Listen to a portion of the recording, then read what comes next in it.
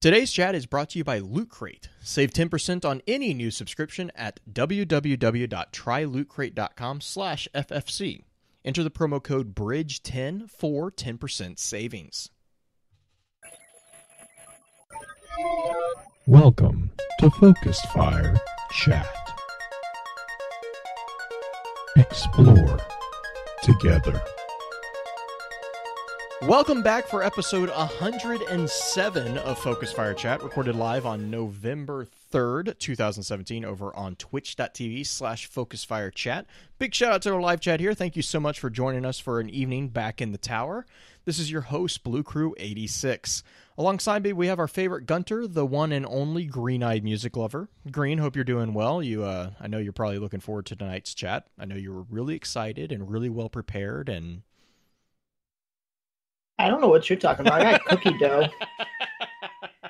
With all this talk about the next week and this faction war and this stupid dead orbit, and I'm comforting myself with cookie dough tonight. But it's that kind of night. It's that kind of night. Mm-hmm. Well, also in the limelight of the week, we have our newest member of the FFC podcast team, the grizzly bearded lore master himself, Beard Grizzly. Beard, how are you doing tonight? FWC better win or I'm going to punch somebody. We're not competitive at all. We're off to a rather aggressive start. I feel like we're just going to cause the collapse all over again. Yes.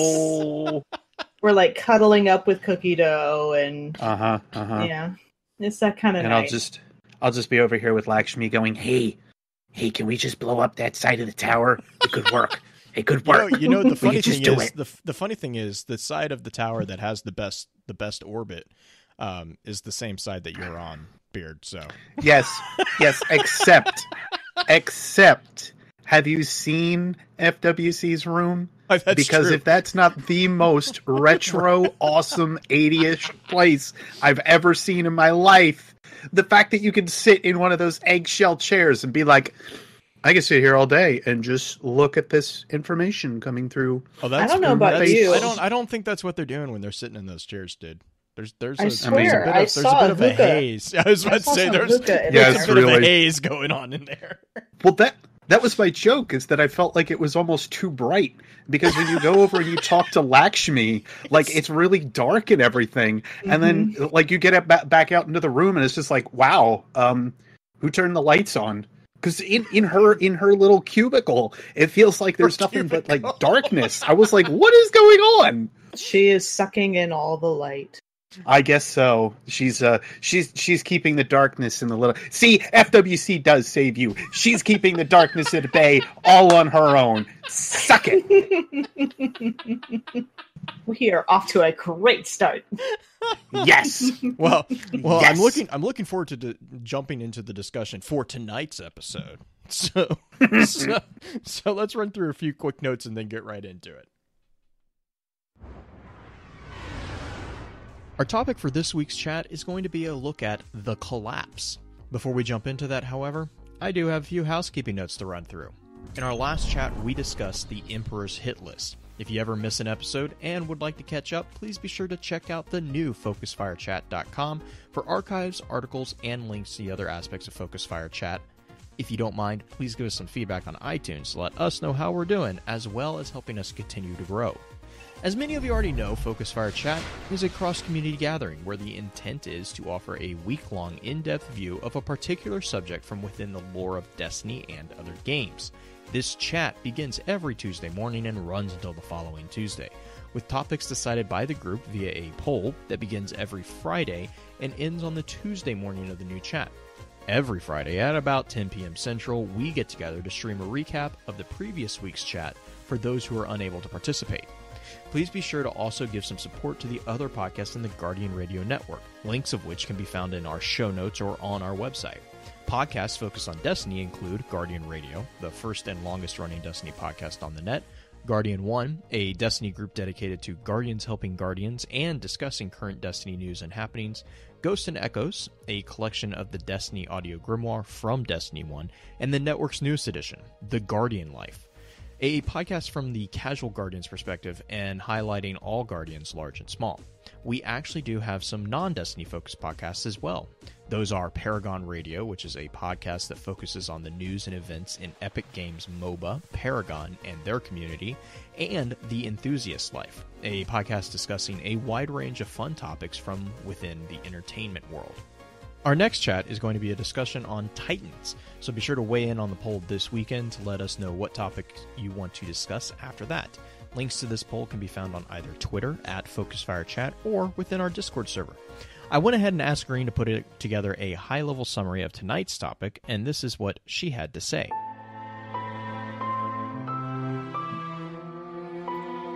Destiny provides us with so many mysteries, but none are so impactful as what caused the collapse.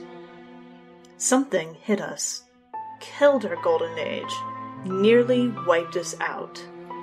Only the Traveler saved us, and at a shattering cost. The speaker tells of a cosmic force that swept over us and caused the collapse. Legend calls it the Darkness, the Traveler's ancient enemy, which hunted it across space. All we have left are questions. Centuries of debate gave birth to competing arguments on the nature of the darkness and the collapse. Before we jump into the information and thoughts that the community had about the collapse, however, let's take a look at this week's Lost Lore.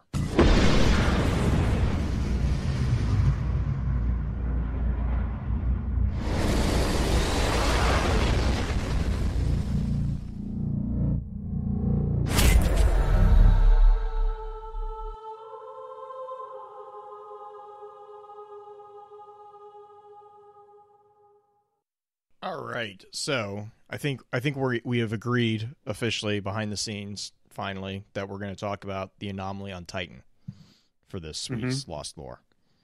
All right. So what this is not the anomaly, which we know from Destiny 1 and Wayne introduced to Poor her fist. Wayne. No, because I would have punched it behind the scenes. And then Rasputin would have dropped a war set on you. But no, Wait, I'm a warlock. I'm not a titan. What am I talking about? Sorry. You just slap them. It's fine. But so this is actually a deep space anomaly that we find out that kind of existed during the Golden Age from the Lost Pacific armor. And so this is the Lost Pacific gauntlets, the gloves, which are the gauntlets, the grips, the gloves, the greaves, which are the boots, the strides, and I think just boots, right? No, greaves, boots, and strides. And then I can't remember. Is the anomaly mentioned on the other pieces, or is it just the gloves and the boots? I'm just seeing the gloves and the boots at the moment. But I know there's some mild things that are also said on the class item, but it's more that's right. Than it is fact. Right. And this is where we get introduced to a character by the name of Dr. Shanice Pell. And it's kind of almost, and so like it kind of goes into the longer story of the research group that was on Titan, if I remember that correctly, Titan, and how they kind of had to weasel their way around Clovis Bray to even get their research, and how they were actually, and Beard Green, correct me here if I'm misremembering this particular piece, they were actually trying to compete with the Traveler's terraforming capabilities. They were trying to replicate a lot of the same things. Yeah. I wouldn't necessarily say compete, but they were definitely trying to figure out how to do it. Right. They were trying to do their own terraforming. The way I had kind of interpreted it is they were attempting to do what the Traveler could do and prove that they could do it without the Traveler being nearby, and possibly go above, even beyond what Clovis Bray was trying to do, and go past what the terraforming operations they had were there. At least that was my full interpretation of it when I started digging. But yeah. And it makes sense that they would do this on Titan, which, as we can all attest to, is not very friendly to life. No, but it So- might have been before where they ended up screwing it up. That's true. That's true. There's we won't know. I mean, we can't really talk to the inhabitant of Titan right now. He's kind of not coming to the surface. So creepy. But so what basically this is when we say the anomaly, what we're talking about is apparently at the time of, I'm assuming it was kind of near the end of the Golden Age, which is why it's kind of relevant to this particular episode. There is, and this is an argument that I've seen a couple times, there was an anomaly in the deep space anomaly. And the group of scientists were curious because it's an anomaly, right? They want to know what it is. And the reason why I say this is near the end of the Golden Age is because actually what is said on the boots of the armor, and it's basically a quote from Shanice Pell. That's the last recording of her or him, them. Can't remember if it's a. I can't remember. Was Shanice a? I think it's a she. Yeah, I would assume it's a female based on the name alone, but right, I could be I'm wrong. trying to I don't think we have much other. Because Pell was the one that their significant other had been lost. Right? So anyways, the recording is basically saying this research has to get out, even if I don't. People have to know what this anomaly is. There are a lot of people who have started connecting this to the disturbances that Rasputin started seeing. And this was the argument was that this could be potentially the arrival of the darkness in our system. It's possible because there's a scannable that talks about it too. There's a scannable where you scan a red terminal, and it talks about how it's the last recording. Right, and then yeah, I see you got a couple more quotes in chat for us. The last one is the other one that I was remembering too. It's another quote from Dr. Pell, and it says, "I need more data and put the lab on yellow alert." So this is something that was, even though they didn't really know what was going on, they definitely saw it as a threat. And so yeah, and the reason, and Green, I know you did. Thank you for throwing these quotes at me. Yep. The reason we know this is a deep space anomaly is because of another quote that says, "Send a deep space probe towards the anomaly. I want to know what it is." That's also from Dr. Pell. So Beard, Green, what do you guys have anything you wanted to say on this one? Well, one contention piece that I know that was out there for a little while, there was the oh goodness, now the Anguish of Dryston gun talks about the lost first fleet of Saturn, and everybody was sitting there going, well, maybe this lost or the anomaly that's existing, because I've theorized that there was something that NASA had said with the way that Saturn kind of moves and the rings and storms that actually form around it are possibly caused by a type of black hole. And I think that theory has since been thrown out at this point, but there were motions that existed that would end up showcasing that no, there's something weird happening with Saturn. Long story short, Dryston's the first fleet was lost, and then as far as we can kind of conclude, ended up meeting up with Oryx, and that is how the gun was built, quite possibly broken down from Dryston himself or something else. What people had kind of thought was that this anomaly that was being spoken of was actually out at Saturn, and that it was something with like the wormhole that could be with the 9 or something else, which, by the way, it's not a wormhole. Anyway, we've already concluded the simple fact that, especially with what has been produced through the Books of Sorrow with Savathun, we know that black holes within Destiny can actually be utilized as transport devices, or so we are led to believe.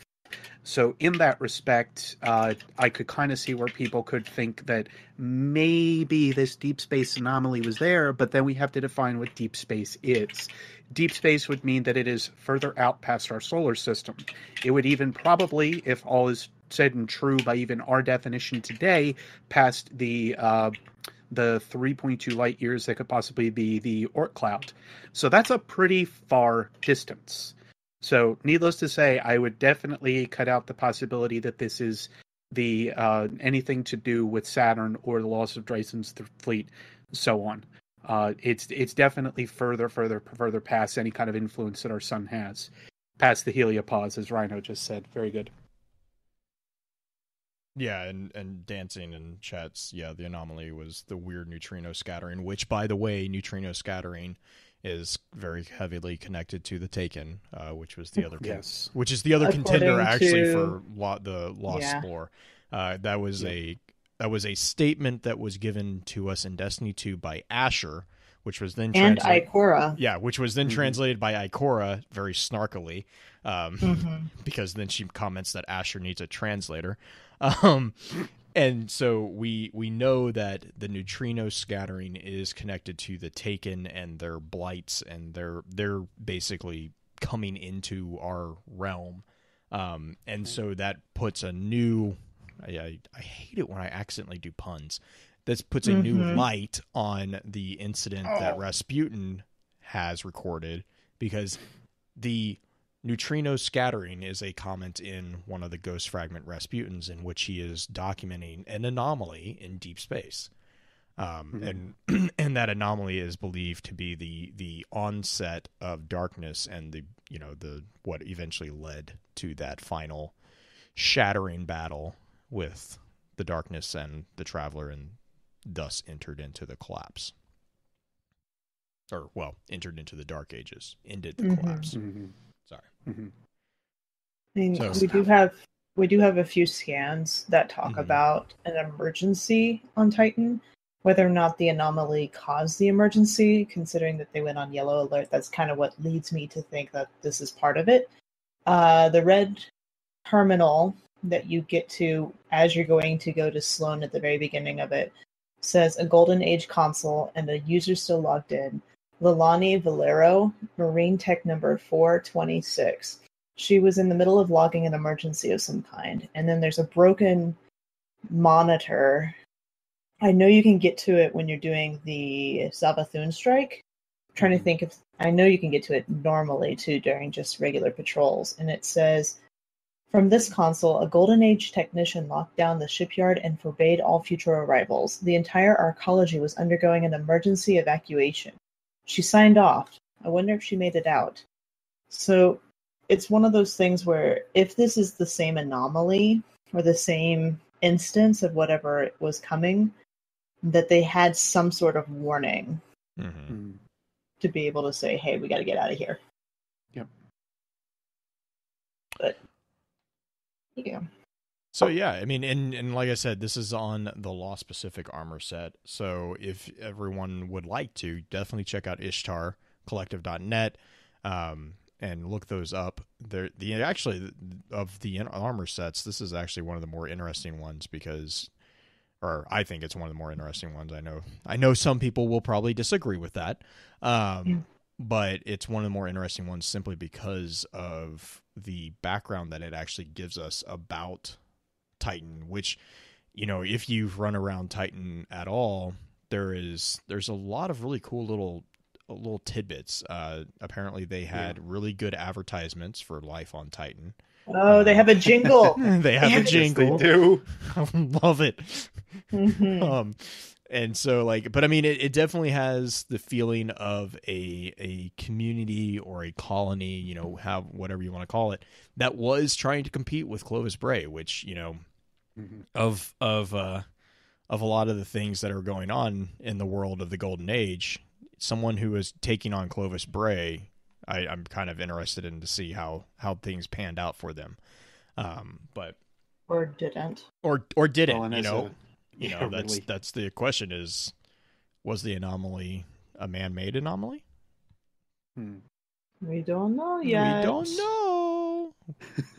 As another side note, we actually knew about Lost Pacific in Destiny, but we only knew about it through an emblem, and we only know about that emblem because of the Warlock Bond.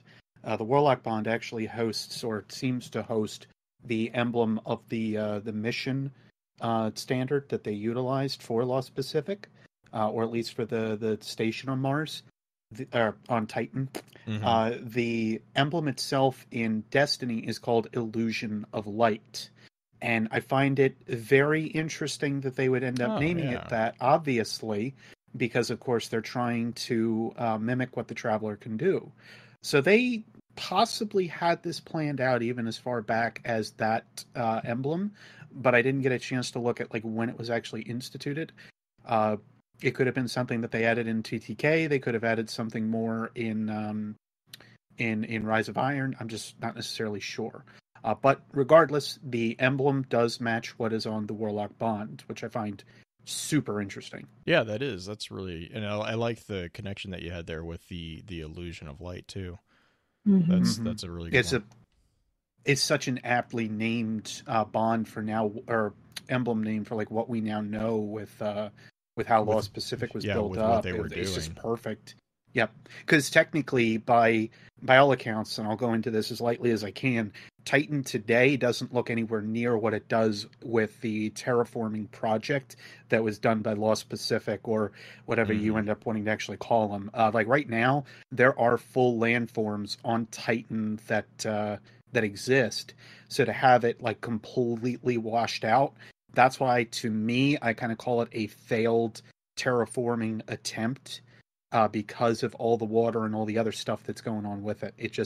It looks like everything got that just completely screwed up. Also, complete side note, if you're getting brained with methane, I hope you wash your armor after you're done. That's all. Highly corrosive. Highly! It doesn't make really good for making it vacuum sealed. Let's just put it that way. I'm gonna say thank God for ghosts healing you all the time. Yeah, I know, because right? Technically, you should be getting healed all the time. It burns. It's very Ghost very, is just like, wow, I'm really glad I've got the light right now. Yeah, it's a very Marcus Wren approach, right? Oh Yeah, God. really. Now, alternatively, they call it methane, but did they get far enough to turn the rain into something else? Which, by all accounts, on the environment shouldn't be the case, but I don't know. I mean, yeah, right. That's because Sloane is walking around without a helmet. I'm trying to remember what the conversion, like the actual chemical components for methane is. It's as far as carbon-based, so they could right. screw with it enough to make it work. But yeah, but by typical science of like what we have today, it wouldn't make a lot of sense. That's all I would say. Alchemy. Alchemy. Oh no, Mm-hmm. that's another rabbit hole. So before we get caught into that one, let's kick Randy off and go back onto topic of talking about the real bad transformation to the collapse. All right, here's Randy. Lorebot 2.0 activated. Query received. Interfacing with expanded database directory. Response received. Displaying on screen for review. Oh man, all right. So let me kind of come at this with a bit of a story of why we're talking about the collapse in the middle. Well, not in the middle, but at the beginning of Destiny 2, after about 3 years of Destiny. One of our, I can't remember when we got asked, but one of the requests was to put the collapse on the poll because people coming into Destiny, well, yeah, we hadn't done it, and a couple people coming in Destiny 2 didn't necessarily play Destiny 1 or weren't very heavily involved in the story in Destiny 1, and so the collapse has been mentioned obviously a couple times in Destiny's story. It's kind of a big deal, and they were just curious why.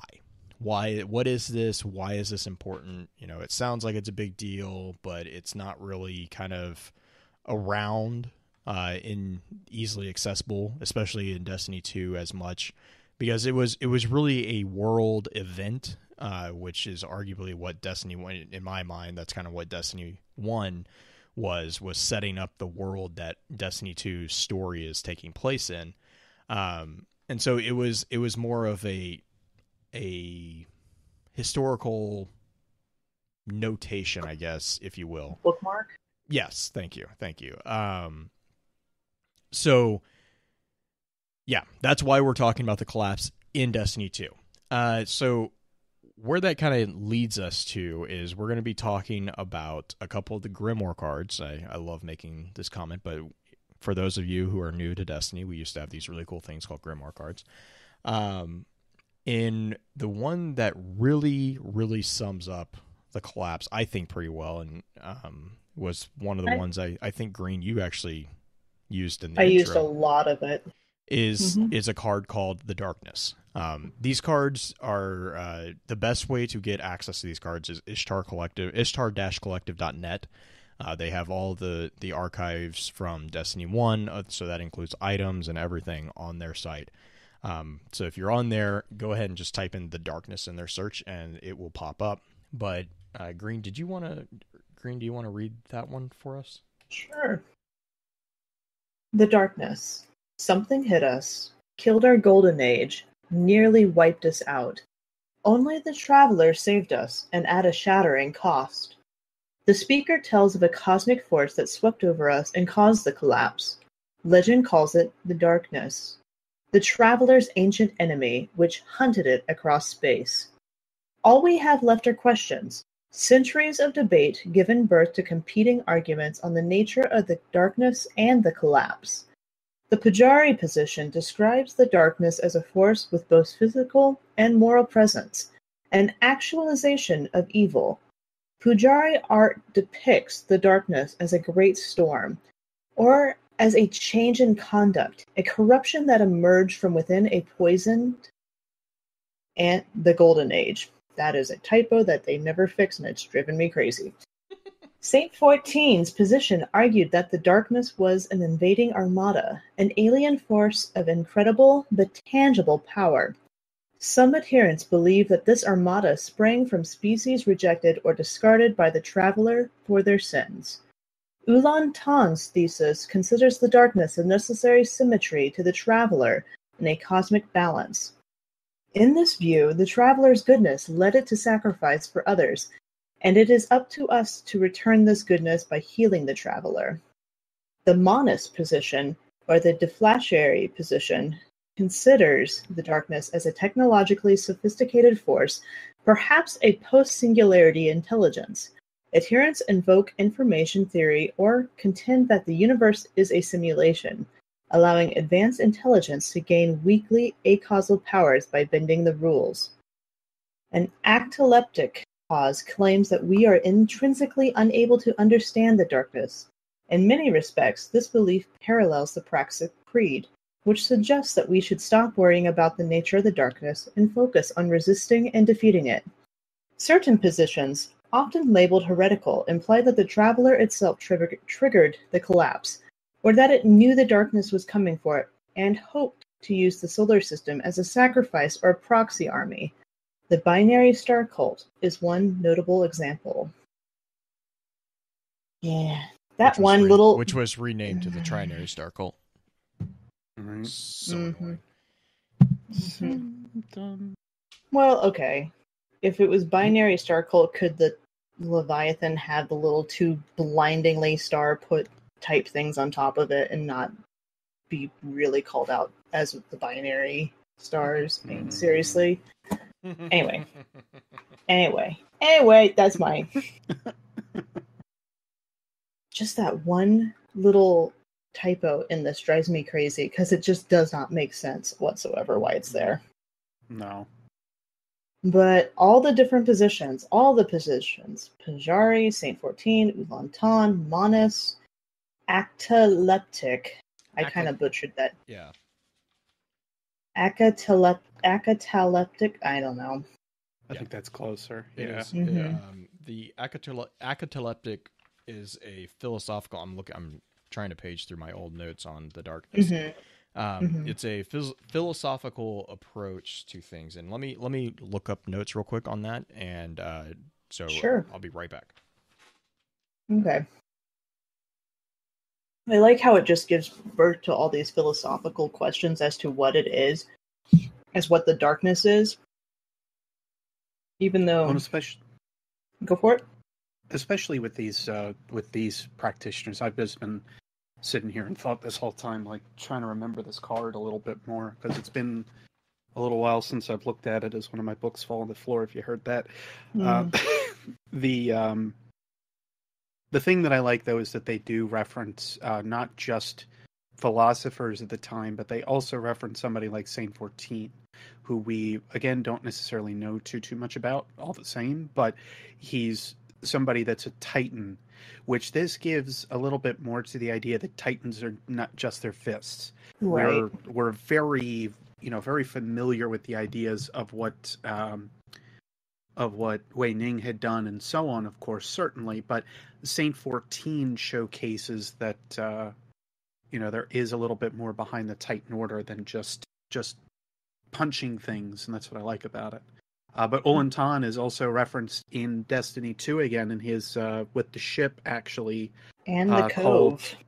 Yep, in the Cove. So there's two things with Olentan, which means that they were a very, very important part to the city, even if maybe just made as like a martyr or something like that, and his death is still very mysterious.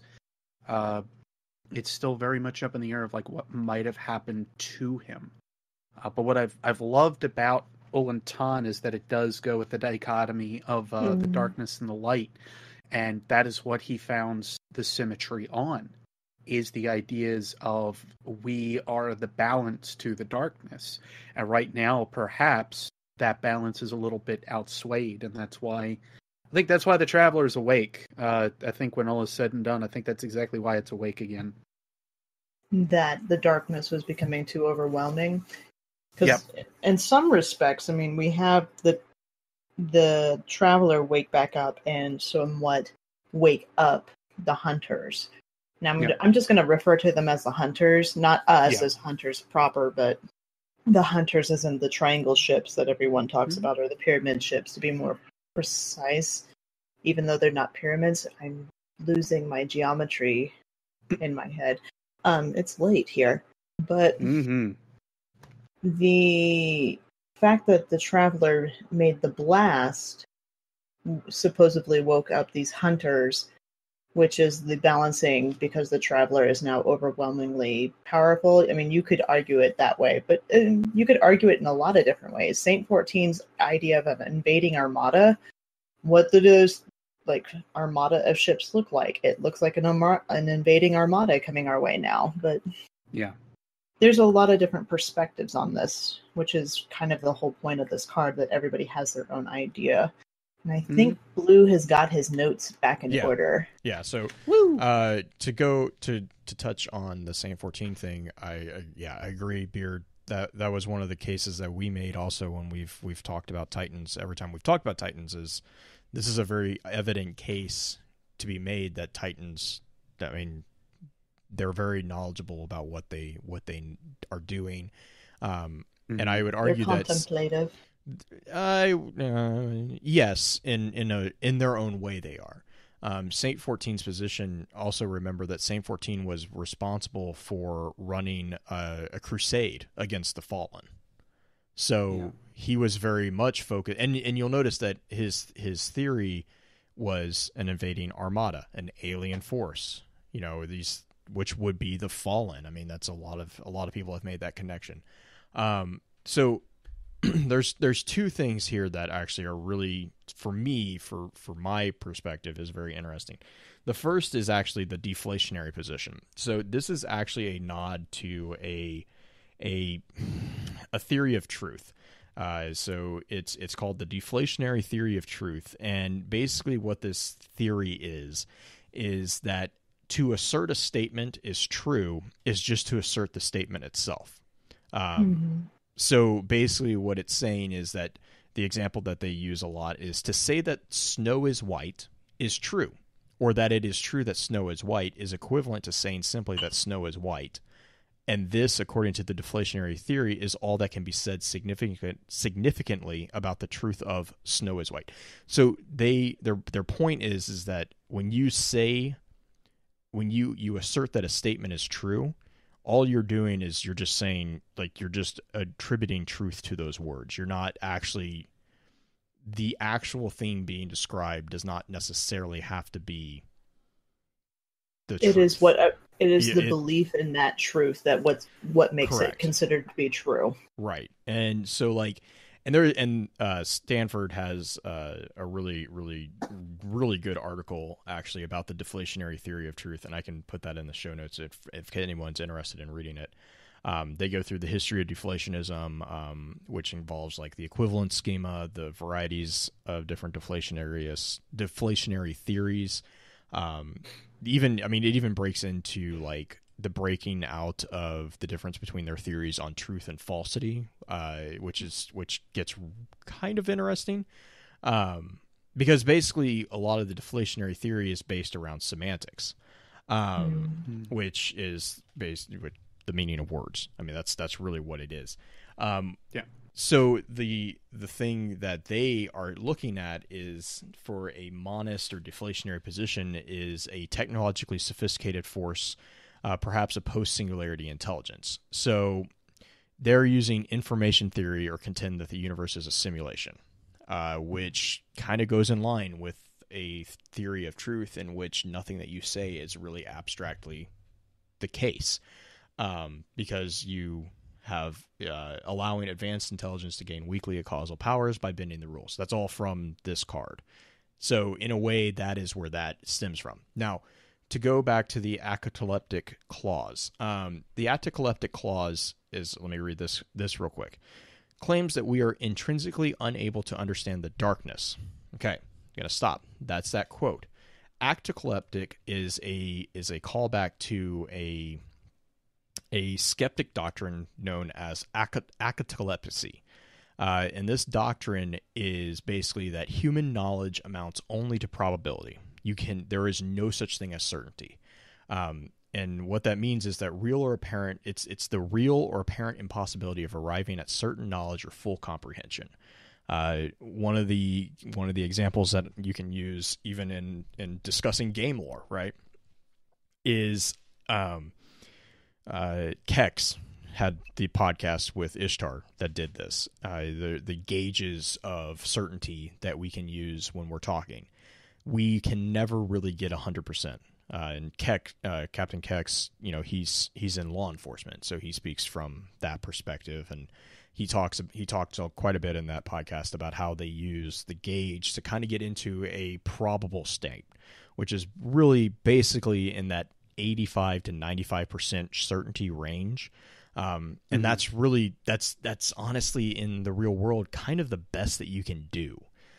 There's not a lot better. You can't get perfect knowledge, and that kind of go for it. It's the whole idea of think about it from a scientific perspective. Everything that we have is considered a theory. Even if you can prove it 100 out of 100 times, it's still considered a theory, because there is the probability that at one point it might not be true.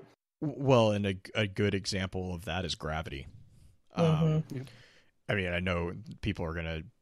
I am not enough of a scientist to fully explain this, so but I know from a theoretical standpoint, if you follow the line of reasoning that explains gravity, ultimately you come back to a basic theory. Everything in science is based off a primary theory that has to date yet to be disproven. But the point is that we have to be open to that. That is a theory.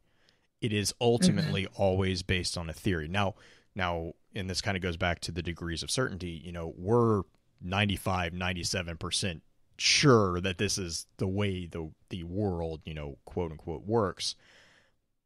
But there is always going to be at least a 1 to 5% chance that's going to get broken. I mean, bumblebees shouldn't be able to fly. That's the common example that a lot of people use. But that's where acolypsy comes from, is the skeptic. And skeptics, just for anyone who is not familiar with ancient philosophy, skeptics were originally a school of philosophers in the ancient world, in which they basically, their job, or a kind of self-described job, was to question everything. and when I mean everything, they annoyed the ever living daylights out of everyone because they questioned everything. I am not really here. Like, oh no, yes. Ultimately, that's where it kind of it got to, and I mean, and from an intellectual point of view, it's a valid conversation. But the problem with skeptics is that it's a weird political thing as well within the ancient world, but they got power and it just got really messy. But acatalepsy was actually really kind of formalized in use in the early 1600s. That's really where it kind of took speed.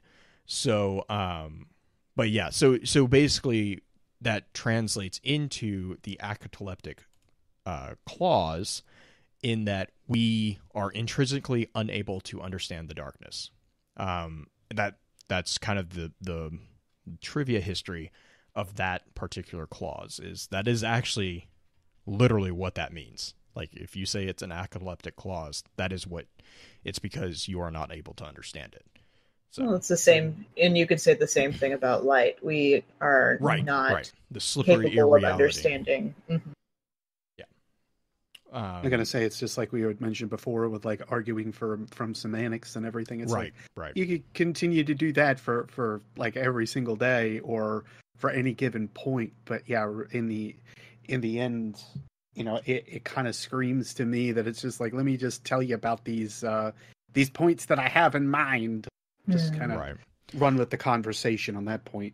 And I find it funny because even in my notes, I had kind of written that, and I'll just read it verbatim, from what we know in Books of Sorrow, the top 4 seem to be the ones that are on the most proper path with best explanation, versus what we have with the other 2 that, again, just seem like they argue the philosophy and the semantics of the idea.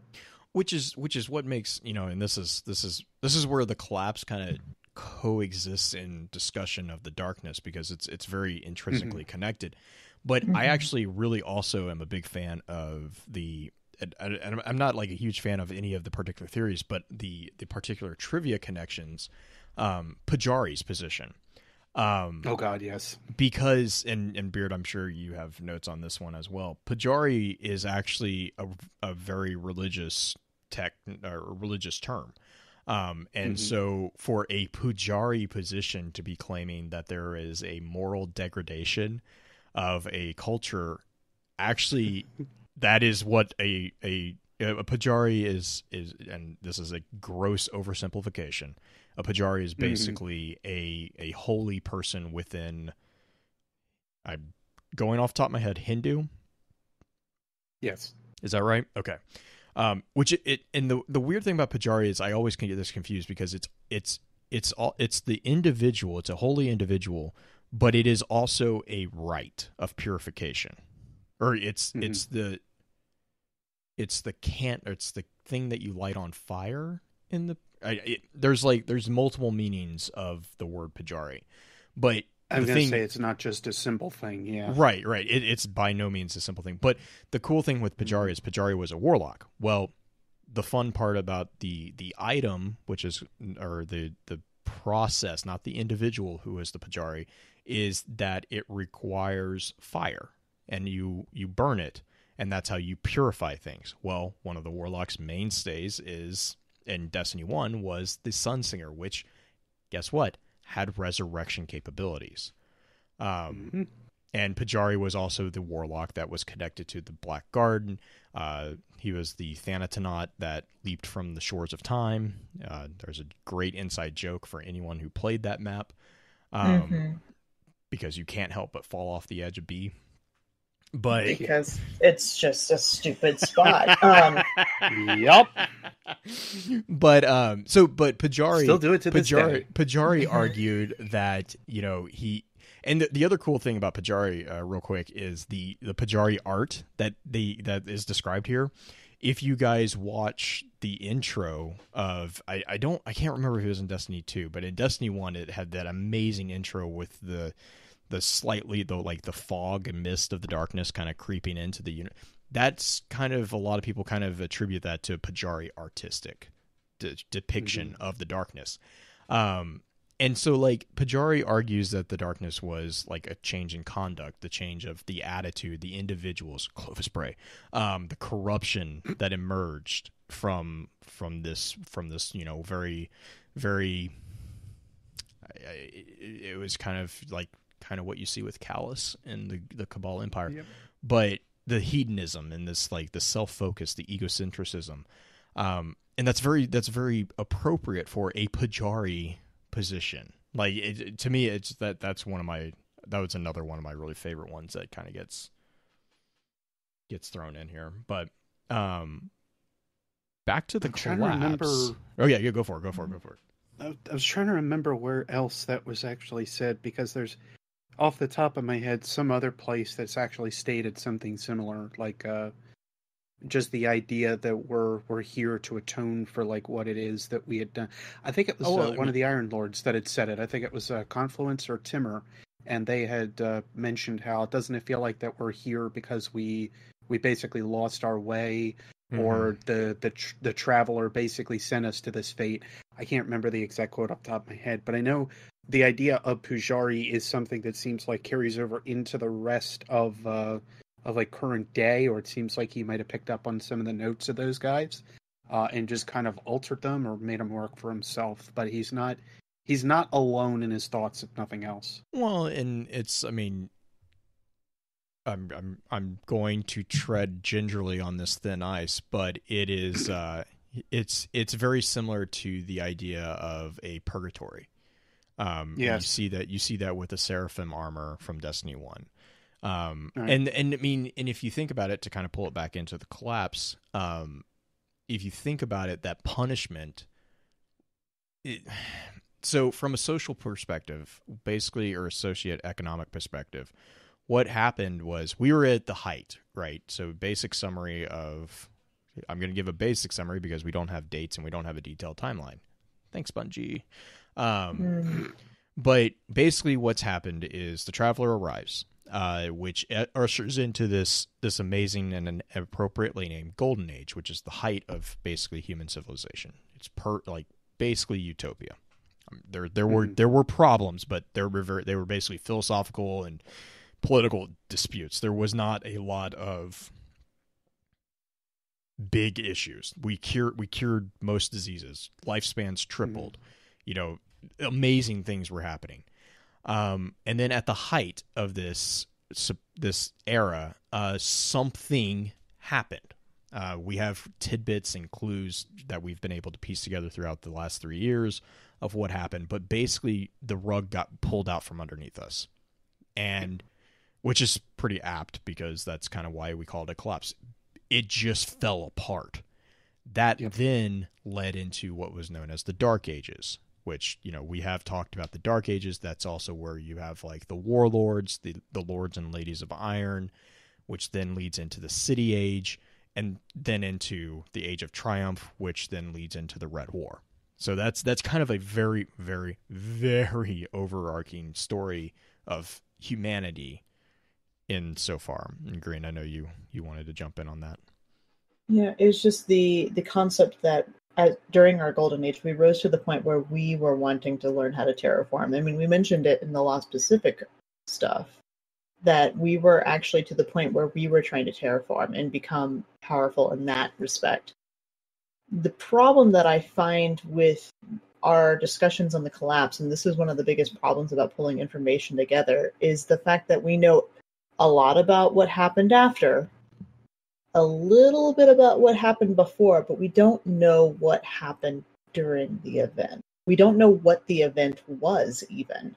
We just know the result of the event. And that was one of the points I made in chat, is like, we really have no idea, just because it is kind of a mystery as to what caused all of it. We kind of have hints what triggered it, but what the actual cause of it, I don't think we have a whole lot of information. Yeah, as far as... Oh, go for it, Beard. which isn't necessarily atypical of anything of that kind of like scale or event either. I mean, we're talking that the Dark Ages were aptly named for the simple sake that we started to lose a lot of our ability to like have written logs. We have some written logs because of the Iron Lords, but we don't have a lot of stuff based on the Warlords. That all being said, the collapse also kind of ties back to the same idea, whereas we've lost a lot of those back records. We've lost of the a lot of the bits and pieces that essentially don't make a lot of overall connections to like how we were born or what had happened previously. And even then with the people, that also seems to be lost. Like any of these people that may have been around as family ties from the days of the collapse and so on, they are lost. They are otherwise like they have no idea what it is that had happened, or stories that are just kind of passed down from mouth to mouth. There's nothing written. There's nothing shown. We go from an age where there were vidlogs, as Jacob Hardy had mentioned, to an age of nothing, zero records outside of somebody until we get Tyra Karn, who founds Cryptarch Order and starts to build it from there. Mm-hmm. And that, I think, is where we start to like really build up our history again. But in the early Dark Ages and in the midst of the collapse, no, it is just a matter that it has fallen all down. And talking about the Dark Ages, this is just me again being kind of like a trivia connection, whatever you want to call it there. I'm just going to censor myself on that one. But I can't help, and Beard, I think we've had this conversation. You see a lot of parallels between the Dark Age in Destiny and the Dark Age in our own world. For anyone who is remotely aware of most of the eras, I guess, of history.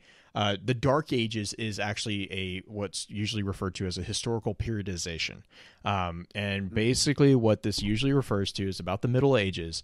And what actually happened, and this is, I mean, if you guys ever want to just read some of the most like fascinating coincidences that saved civilization, go read about the Dark Ages, because there are just some weird things that just happened.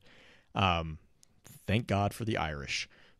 It's just like, I mean, one of the best books is how the Irish saved Western civilization. It is just there are just these like happenstance issues, and they saved Western civilization. They retained most of the written history of the ancient world that survived the Dark Ages. And what basically happened was very similar to what is being described in Destiny as this mysterious sudden event. We don't really know, and that is what happened in the Dark Age. We don't really know. There's theories that groups of sea people, or the sea people, went on pillaging. The fall of the Roman Empire occurred, or the Western Roman Empire occurred. And basically and they use the light versus darkness imagery because it's very easy for most people to understand. But basically what happened was the world was plunged into darkness. Things were pillaged. Education was just ignored because everyone was suddenly reduced to just needing to survive. And this is very similar to the collapse. This is the catalyst of just taking a world that is referred to as the Golden Age and just dousing the lights. And so in a very similar way to reality, Destiny goes through this collapse. And there's a lot of arguments, we talked about this in chat, how long did the collapse last? We don't know. I would argue that the collapse was a pretty fast event, simply because if you're talking about the descent. Right. Yeah. Well, because I think after and this is just me. This is my argument. I would say that the process of the descent is the collapse. Once you've ended your descent, that is when you are in the Dark Age. Yeah. Right. I think that is a really good distinction to make, because to me that's just that's what I'm sorry. No. It's just a lot of times when people talk about the collapse, they think about the Dark Ages itself. as being part of the collapse, even though it technically happens after the collapse. The Dark Ages is the result of the collapse. Yeah, There's some what happens afterwards. I think there's some bleed through, but I mean, and again, I'm coming from it. I just, me personally, I come from it looking at it as a parallel to the actual Dark Age of Europe, and you know, a lot of, I mean, there's arguments about whether when the Dark Age actually happened, but like a lot of things that when you're talking about historical eras, it's weird because there are clear distinctions, but at the same time there aren't, because it gets fuzzy when you start getting really granular about the time or the events that occur. But there was a collapse that led to a Dark Age, but the point is that the actual term collapse was not synonymous with Dark Age, because the collapse was what led to the Dark Age, not what was the Dark Age. And you see this actually in Cade's journal, which was the Treasure Island extra content that we got with I'm going to blank, Taken King, I want to say. And I have a link in our Discord chat for anyone who wants to read this, but this was a really fascinating little thing. It's very similar to the Cabal booklet that we got with Destiny 2. But there is a passage in it. Let me see real quick if I can find it. And the thing about this is, just as with anything with the lore with Destiny, it's kind of disjointed, which also is kind of explained in and of the journal itself. But Cade basically ultimately speaks towards, here it is. He's speaking towards where his memory is kind of being disjointed. And there's a passage that says there's no bounty. So this is in between a couple other passages in which he's kind of talking about, like, he's remembering being a guardian, but then he's also remembering prior to that being an exo during the Golden Age, or during the end of the Golden Age. And then he comes back and he says, there is no bounty, there's no hive, I'm out in plain sight. Sky is torn open and there's nothing and nobody left in this ruined world but me and the boiling shadow all around. Whatever it is hits me before I can level my gun. Doesn't matter. Tendrils of pain crawl over my splayed fingers, my outstretched arms, my shoulders, my neck, my screaming mouth as it consumes. I'm being enveloped. Everything is wrong, primordial. My systems go sideways, all but my sensors. It wants me to witness this world, or the world. And then in the actual book, there are drawings, basically drawings of black creatures that we haven't seen, which a lot of people kind of connected to the Taken, or even the Darkness. But that's where, in my mind, there's a lot of connection. And then we get the little tidbit that Asher gives us, connecting back to this as well. That's where I kind of am like, yeah, the Taken were kind of involved in this collapse. Well, and that's where you can kind of argue that the worm gods effectively handed and I know this is slightly tangential, but the worm gods were kind of given that fair power from the darkness, and they ended up utilizing it for what they had done. And then Oryx ends up going ahead and using the same power, but effectively the Taken could realistically, or that Taken power could be something related to the darkness. That's where that argument could kind of splay from. How far that could tie back, of course, there isn't much to prove it, but just the fact that we see that Oryx can at least utilize said power kind of tells me that it can be manipulated in different ways. And if that is exactly or very similar to what the darkness is, that gives us our first realistic taste of how they could actually act. Because even, Mark Noseworthy, a couple of the others have kind of gone on record to say, yes, the Hive are the closest thing we have to the darkness. They're not the darkness, but they're the closest thing we have to it. I would definitely say that they are able to utilize the darkness like we are able to utilize the light. Like, we are not the light, but we can manipulate it. Well, and it still goes along with my whole theory of us being, a mirror to the Hive, and how we are in essence the same thing that the Hive are, but yet aren't. You know, we're that exact mirror image to how they're basically put together. So any powers that we can kind of utilize effectively come back to the same kind of ideas that the Hive could utilize. Because one way or another, the Vex are not able to understand paracausality.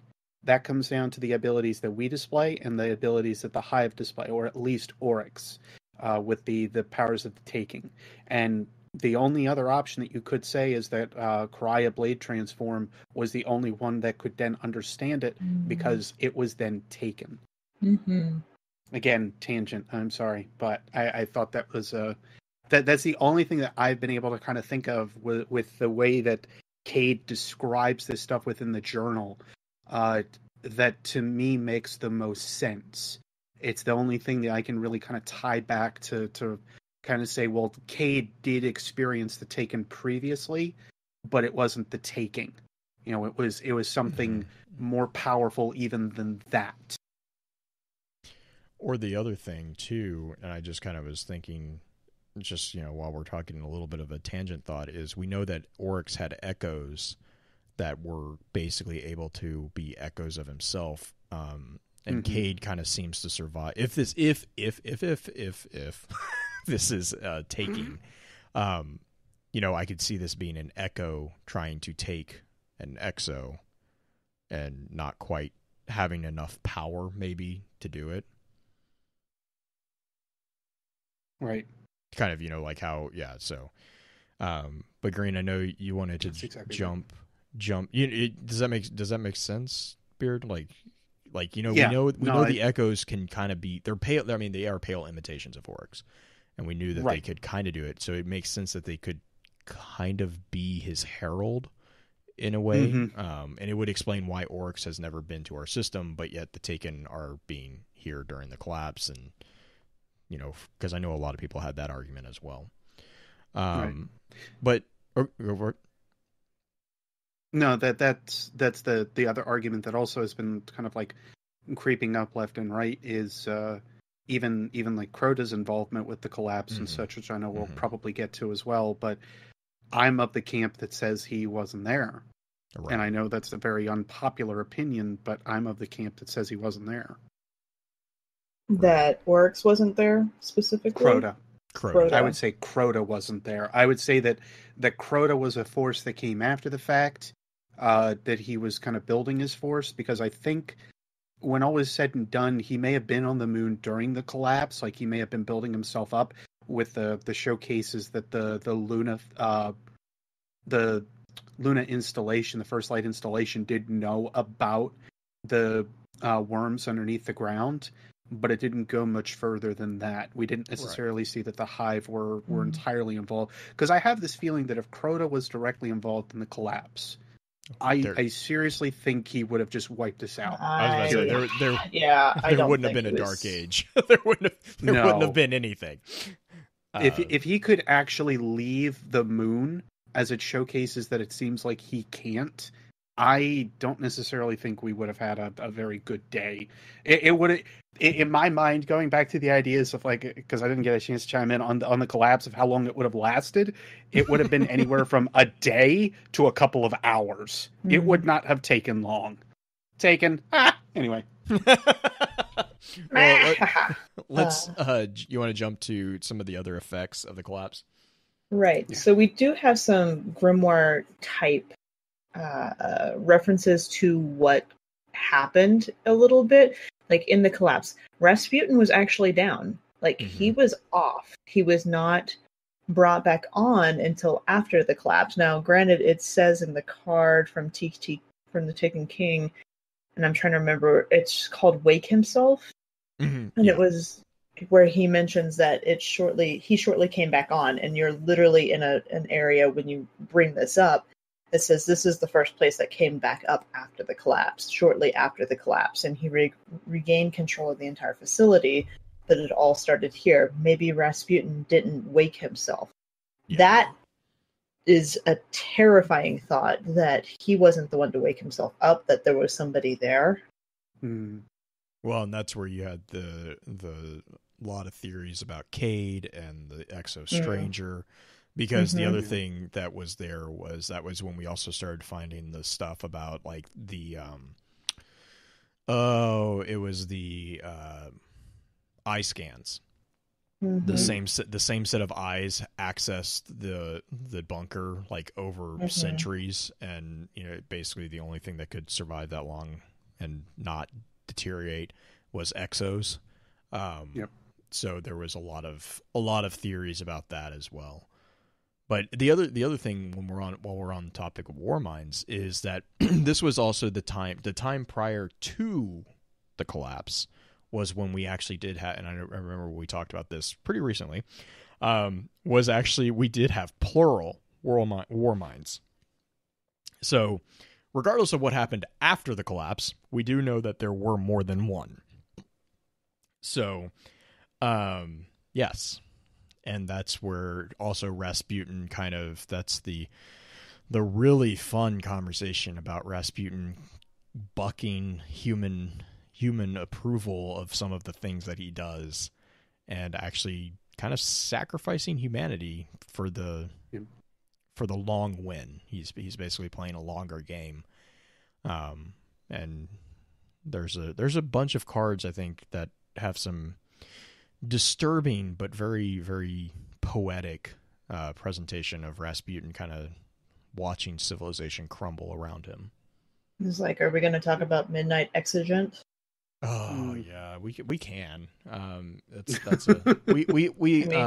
we're going to get into Rasputin. Yeah, the reason I kind of sigh at that one is we did on the Rasputin episode a while back, like a long back.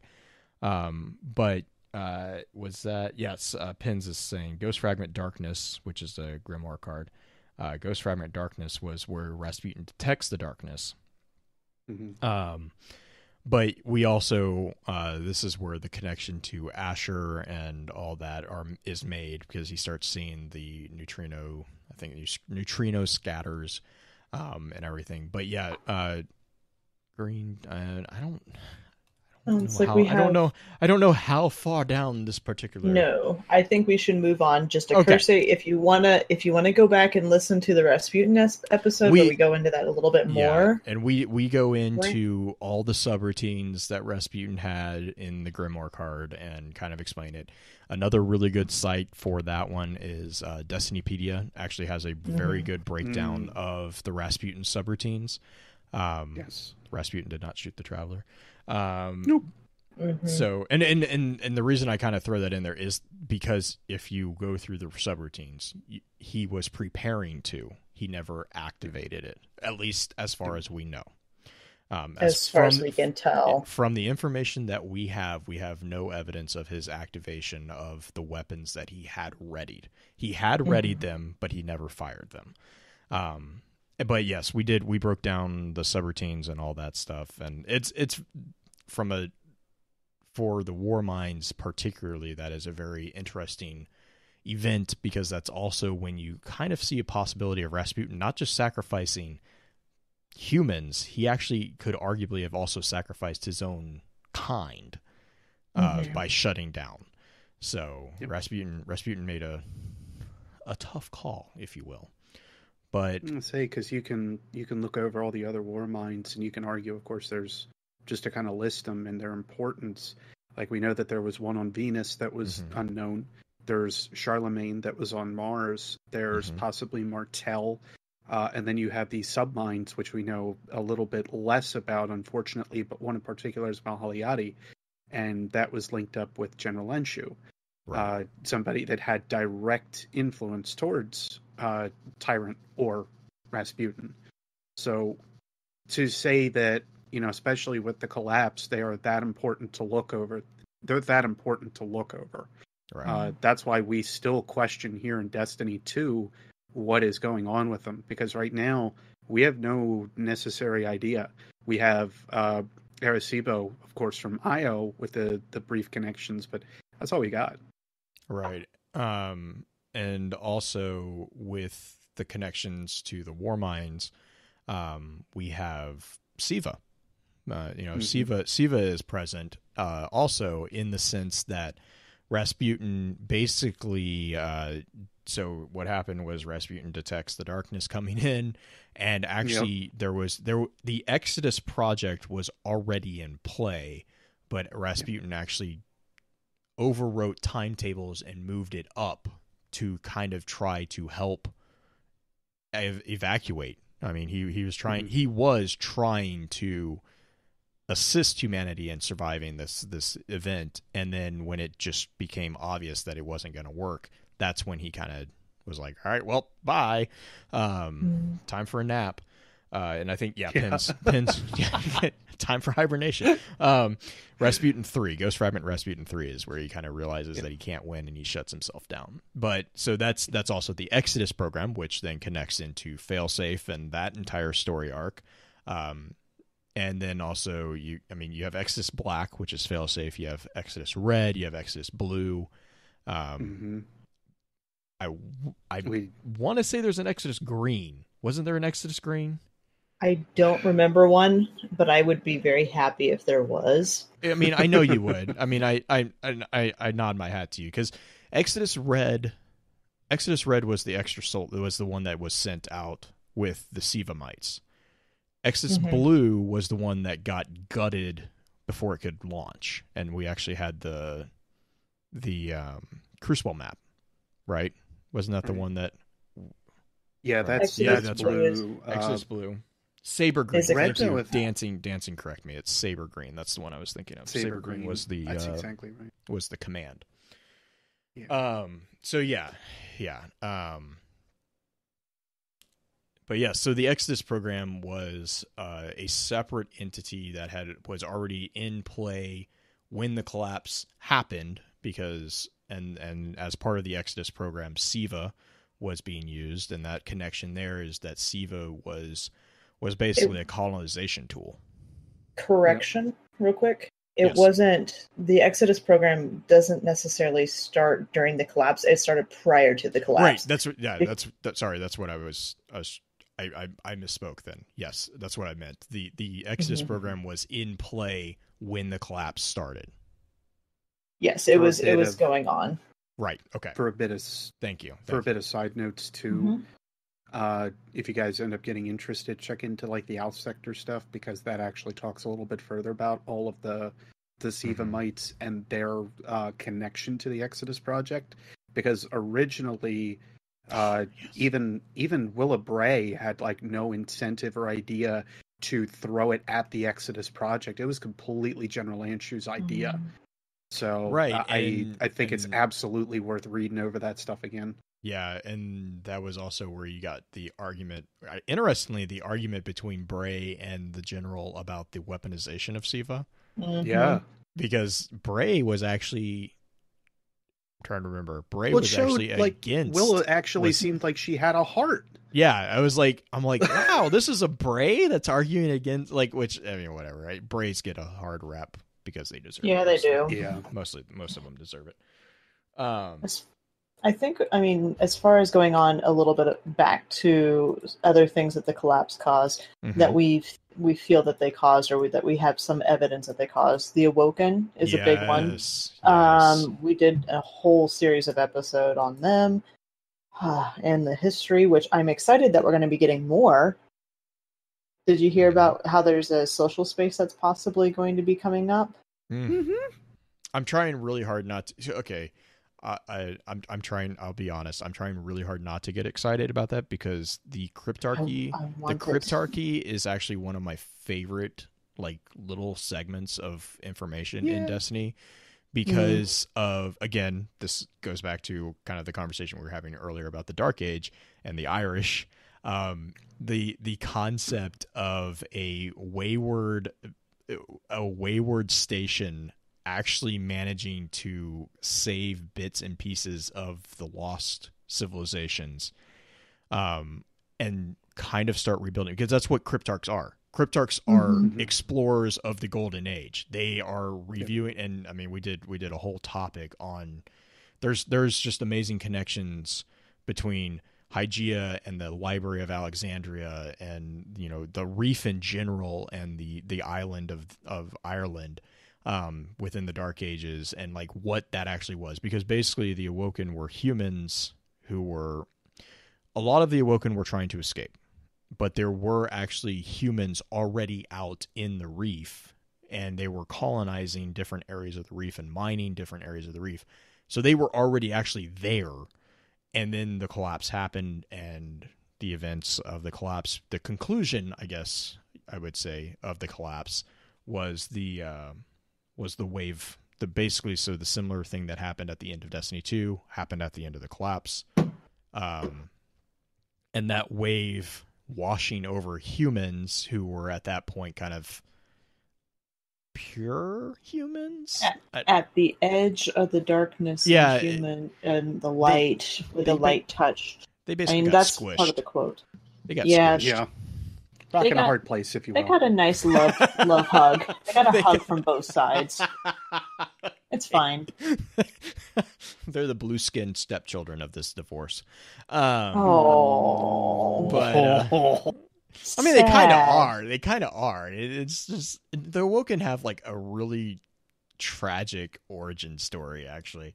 Mm-hmm. But yeah, the Awoken, the Cryptarchy is just amazing, and the Cryptarchs to date have all been Awoken.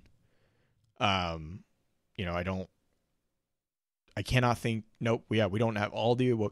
We know there was a giant schism between the Reef Cryptarchy and the Tower Cryptarchy, which makes sense considering they're Awoken. There's still the schism between the Awoken and the Earth Awoken, Earthborn, which confirmation there that Awoken do procreate. Like, no, that was a huge. Yes. Oh my gosh, that was a huge debate in Destiny 1. Because we didn't have any evidence. It's still a huge debate. Are you kidding me? Yeah, well, I mean, okay, I'm sure there are people who debate it, but it's you. Anyways, you have Awoken children that are actually called out in Grimoire card. I mean, the card that describes Shaxx as an amazing dodgeball coach. There's an Awoken kid. Yes. There's you know, they are called the Earthborn Awoken and versus the Reefborn. So, like, the original generation of Awoken, I think that's the only place in which I could see a debate as far as, like, what exactly they are. Because there's some debate about, you know, like, Mara. Is Mara original generation? I mean, if she is, that's a... that's an issue there. Or not necessarily an issue, but that brings up questions about, you know, and, you know, even... From the very beginning, the Awoken were always described as Tolkien-esque elves. Well, you know, we know, you know, if you want to go down that road, there's a lot of connections there for longevity. We do have some materials from yes, that came out of the collapse or after the collapse. Most of the materials from D1, actually, the planetary materials that we would collect. Not necessarily helium. I don't think that one necessarily was called out as a post-collapse, but relic iron and spin metal. Both are called out as post-collapse materials. And our ghost actually gives us a nod about the spin foil, the spin metal. Gosh, so hard not to, but they said, I know, it's so hard not to say it. Did you know? How often do you say it? Like all the time? Because you're like around now, Beard. Yeah, I know. Because of you. And you got a hat. I'm so glad. Side note that they have a little nod to that in the game with Cade's items. Oh my god. Anyway, yeah, that made me happy too. Yes. But it said, did you know the Zephysites' original Golden Age purpose is a mystery? They escaped confinement during the collapse, but their only visible effects on the environment have been the spin metal deposits, which, if you look at those are like canisters of... It looks like almost like a canister that would go inside of a missile, almost. Yeah. But those things are post-collapse. It may just be the awkwardness of many, many, many aeons happening afterwards, or not. I don't necessarily think they were created in the collapse. I don't know if that is necessarily... It may be something that came because afterwards, but I don't think they were created during the collapse itself. Right. But then we get into D2 stuff, because Let's say there's different stuff that we have now too, which I kind of find interesting. Oh, like the dark shards and stuff like that? Yeah, so like, can we like briefly look at that in a way? Because we have just to at least kind of like look at it from that perspective. We have the dark shard crystals, but we have spin metal in other areas of the world than besides. Does this also mean that dark shard crystals existed before in the Cosmodrome, and we just didn't care about them, and now all of a sudden we do? Or is there some other meaning behind it? I would actually say that the dark shards are a result of being so close to the giant shard of the Traveler. Just so long as I'm not alone. Right, because the spin foil is in that area with all of the broken down tech. Mm-hmm. Yeah, I think that I agree with Green. I got the feeling that that's part of the dead zones, not necessarily the European, but like the dead zones, which there are multiple ones. I got because there's one that you scan that like Ghost basically is like, I don't understand what this is. Like, what is this? And it's it just, to me, it always felt like it was like the collection of the eddying powers of that shard. Not necessarily, because spin metal felt like it was spin metal always was kind of like the I don't want to say evolution, but like it's like a fungus version. It Mercury. is. It really is, and but it grew off of like natural environment, like natural not natural, but material that was there. Whereas the dark shards or the dark crystals. Oh God. Well, okay, so here. Anyways, I just the had other materials. Fizzgate just jumped in my head. Right. If we go to all the materials in D2, they are just condensed versions of the materials that are around them. So the methane, I can't think of how to actually say it right now, but the little webbing looking thing. Stuff? Yeah, that is actually condensed methane. The data lattice is condensed Vex networking. I think the dark crystal type thing, and now you just had me saying it constantly, is a condensed version of the dark energy surrounding the crystal area. I think it's just a condensing of this material around. Yeah, and to kind of go back to the like material from D1. One thing that the chat and stream is talking about right now is the connection between the braze and relic iron, relic crystals, which was what led to creation of relic iron.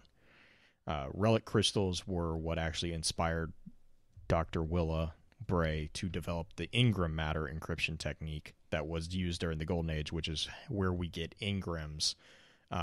And which is also in Destiny 1, there was a quest that you had to run around and pick up a lot of material to get your exotic sword. That's where we learned that from. Yeah, everyone remembers those fondly. But yeah, that was relic crystals was what inspired Bray to develop the Ingram matter. So, sorry, that's where I just was talking to live chat about that. It's okay. Well, and more on point for the way that Ghost Scan was talking about.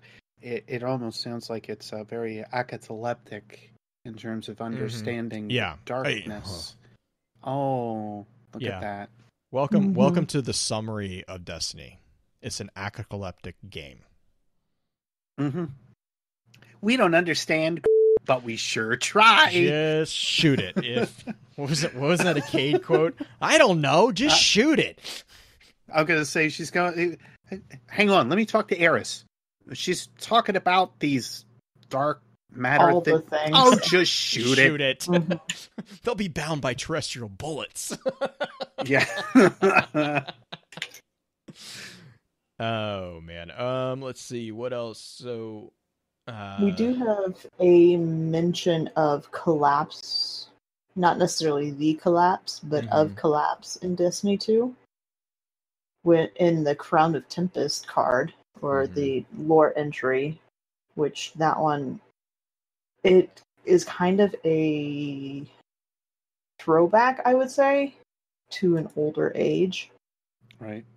This is written that you may understand the time of kings is long since gone from this world. Yes, their reign does linger, these shallow, frightened, aged men clinging to their grand delusions of relevance in a world that has long since passed them by.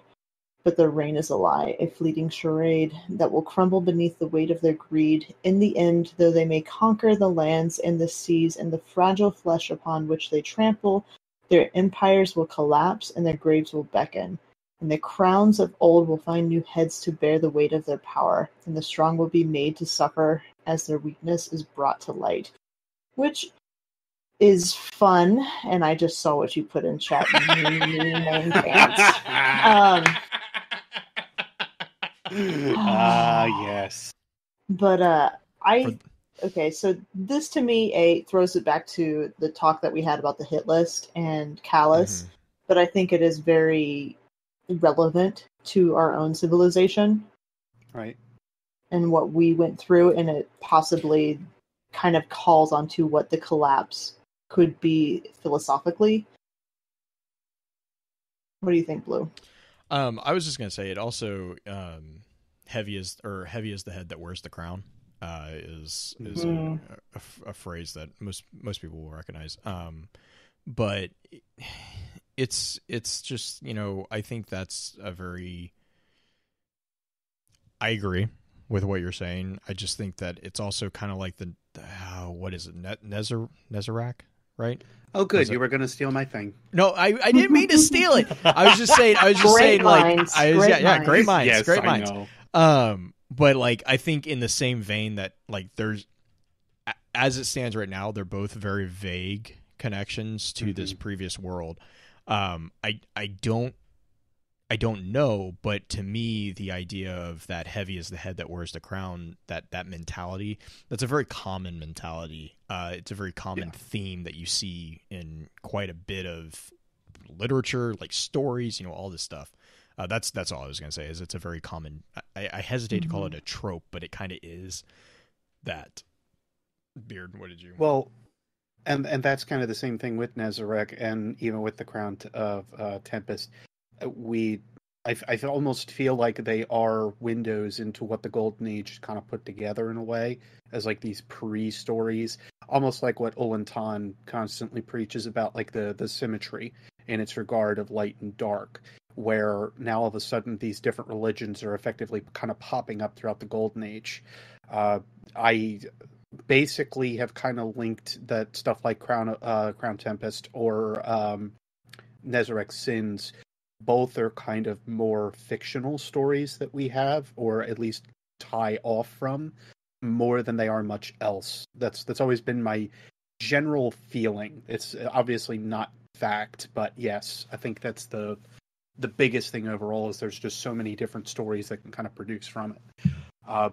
Nezarec's itself is just way too kind of talking or reminiscent of stuff that we see even with Oryx as well.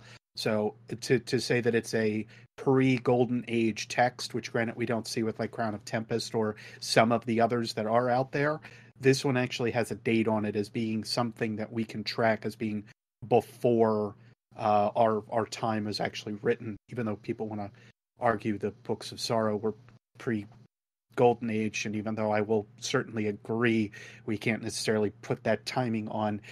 What about fiction? Yeah, fiction. Lots of fiction. Oh, man.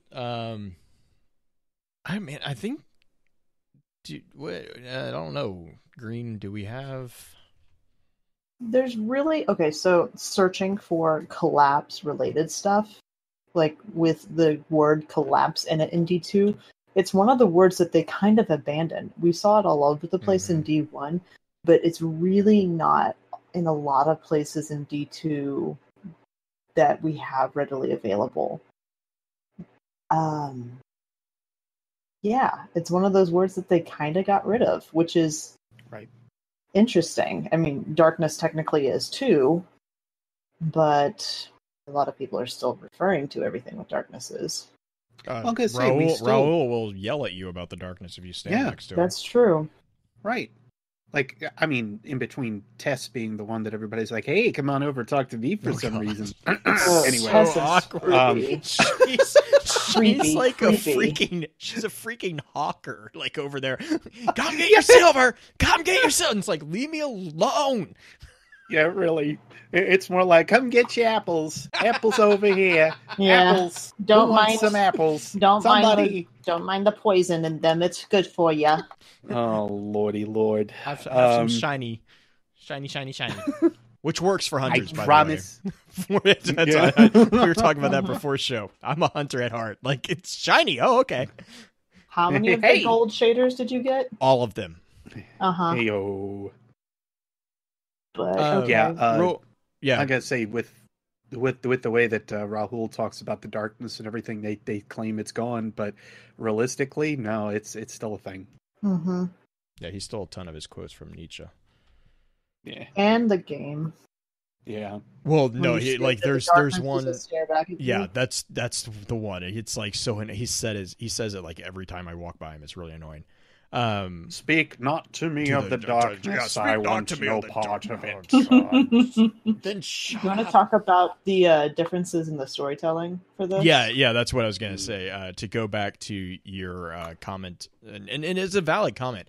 And I think it was one of the game streams that we had a few weeks back. I kind of talked about this, but I think that ties into what I think is kind of the direction of storytelling between the two games. So for those who don't know, I'm a really big fan of RPGs, tabletop RPGs especially. And the reason why I like that is because I love world building. And that's just something that I really enjoy. And D1, one of the things that you do in world building, there's two approaches. You can either start small and build out, or you can start big and build in. And D1, the Destiny story kind of gives me the feel of something that's being built large and then being focused in the sense that Destiny 1 put massive pieces of information and they didn't connect them necessarily. There were some connections and there were other implied connections, but they put these just giant pieces of information out there. And now we're coming back into Destiny 2, and kind of what I'm looking at is Destiny 1 was a world building game. It was a universe building game. It was an introduction to everything, how the thing works, what is going on, the theme, like the basic themes. Destiny 2 is all about the individual tales within that world that has already been built. And that's why you get, we haven't seen anything about, we haven't seen anything, I use air quotes here, seen anything about the darkness in Destiny 2 yet. We haven't heard a lot about the collapse right now, because right now in Destiny 2's game world, we don't really care. We're going through our own collapse. That's the entire point of Destiny 2. It's the story. Whoa. Well, but what I mean is, like, the focus is on your individual character, not the world. Whereas in Destiny 1, it was the first in the series. So, just the same as a book series, right? The first book in a series is going to spend a lot of time kind of explaining the history, the background of all these different characters that might not be that big of a deal in the second book or the third book. Unless you're Stephen King, and then you just don't give you any information until the end. Never mind. He gives you information. It's just in a different book series. That you have to know is connected because you've read all of the series together. But I mean, the point is that the standard arc of a story is that you build the world and then you build the characters within it, because you can't have characters within a world that doesn't exist. You can't. I mean, you can't. And if you go back, you go back to other games that Bungie has made, Halo being the example that I bring up a lot. This is a similar pattern to what they did in Halo. They built the world in the first game, and then Halo 2, they really focused on the character. And that's why I kind of see a lull in the mentioning of certain terms. I don't think that they're going away from them. I think they are narrowing the focus to build a better connection to the player with your individual character. There is also, I mean, we've not completely lost references. I mean, we've mentioned the Rahul quote, Right. and there's also the vision that you get right Mhm. after Homecoming, which is a very, very. I'd like to take a bit of time here at the end if we go into some theories and talk about Yeah, my I think theory. that's good. I don't have it written out. It's more of like I would like to make this a thing, and I'd like to see it be a thing, but I have nothing beyond the vision itself to support it. Mm-hmm. But if you look at the vision, like the first 20 seconds or so of the vision, you get the image on Io, where we see the traveler sitting on Io on the little pedestal area that all of us have kind of called the pedestal area. There's a river that is flowing towards the pedestal, and the camera actually goes into the water itself, and then you see the really creepy image of the faces underwater, which reminds me heavily of the Tolkien scene when they're in the marshes. Right, yeah. And then after that, you get the imagery of the ships, or the triangles, the triangle pyramid ships falling into the water itself. So I have a gut feeling theory that is kind of imagery from the prior collapse of what happened if we view that vision as a snippet of things that have been and what to come. Because afterwards, right after that, we get everything that's going to be coming up. We get the Leviathan, we get the Arcstrider, and then the Sentinel and everything else coming on. That is stuff that we've gone through at this point, and possibly things that are coming here in the future. Before that, there hasn't been a whole lot of talk from the community as to what is going on prior to when we see the Leviathan. All we see is that the Traveler is on Io. Yep. But that's just a theory. I've had a game theory. Wait, wrong series. Oh God, now MatPat's gonna sue us. No, it's fine. Yeah. I said it's the wrong series. Yeah. No, I've actually had extremely similar ideas on that end. Like the ideas where Saturn is within our solar system as well. It's still pretty far out there, and it's depending on obviously the orbits of the planets and everything at that time. It might be easier or a little slower for the traveler to actually get back to Earth as well if something were to start to happen with the darkness kind of closing in. The base idea, though, of those people, I actually kind of thought of it as like a Mount Vesuvius sort of connection, where you just see these people that are just coated and stuck in stone, basically. Like that was my first thought immediately. Submersed in the darkness. Yep, something of that to that ilk. Wait a second, Blue. The excerpt you read from earlier from Cade's journal. Yeah. We're getting there. Come on, let's go. Yeah. No, that's basically exactly where I was thinking, though. I mean, I have not had a chance, obviously, to sit and talk about that between trailers coming up and everything else because Bungie and your DLC practices. Anyway, the major what practice? Really, what? Huh? What? They have practices? What? You need to sleep? What? Yeah, really. I need to sleep and work and have a life and do other stuff other than make videos that I want to make. Anyway, but I think the little tips and little trinkets and ideas that we've had that have basically culminated this whole episode, even from what Cade have said, what Rasputin has said, what Lanshu has said, what Lost Pacific has kind of stated, and then the other little bits and pieces. And I see, of course, the one here in chat from Mysteries 2, which I had kind of sort of made some connection back to with that first couple seconds of the vision as well. It just feels like there's enough that they said we don't want to talk about the darkness, but yet they are. They're still bringing this idea enough to us to kind of culminate that, yes, it was this terrible, it was this bad, it was this kind of connection and feeling. It was, this stagnating to a culture and to the traveler itself.